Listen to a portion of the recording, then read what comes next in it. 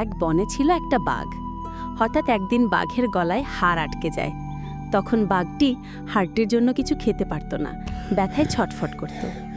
বাঘটি এক এক করে বনের সব পশুর কাছে যায়, কেউ তাকে সাহায্য করল না। বাঘটি হাতির কাছে যায় তার গলা থেকে হাড়টি বের করে দিতে, হাতিটিও রাজি হলো না। তারপর বাঘ বলল, শেয়ালের খুব বুদ্ধি, দেখি শেয়াল গলা থেকে হাড়টি বের করে দিতে পারে কিনা। বাঘটি শেয়ালের কাছে গিয়ে বললে, শেয়াল বলে, আমি তোমার গলা থেকে হাড় বের করলে তারপর তুমি আমাকে খেয়ে ফেলতে। না না, আমি পারবো না।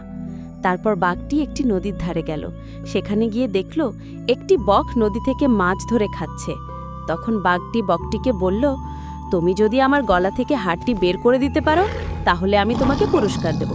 তখন বকটি বলল, আমি তোমার গলা থেকে হাড় বের করার সময় তুমি আমাকে খেয়ে ফেলবে? তখন বাঘটি বলল, না, আমি তোমাকে খাবো কেন, আমাকে বিশ্বাস করো। তখন বকটি রাজি হয়ে যায় এবং বাঘটির গলা থেকে হাড় বের করে দেয় এবং বাঘকে বলে, এবার আমার পুরস্কার দাও। তখন বাঘ বলল, আমি যে তোকে খাইনি এটাই বেশি। তখন বাঘটি বকটিকে কেটে যায়, তখন বকটি সেখান থেকে উড়ে যায়। তো বন্ধুরা, গল্পটা কেমন লাগলো অবশ্যই কমেন্ট করে জানাবে।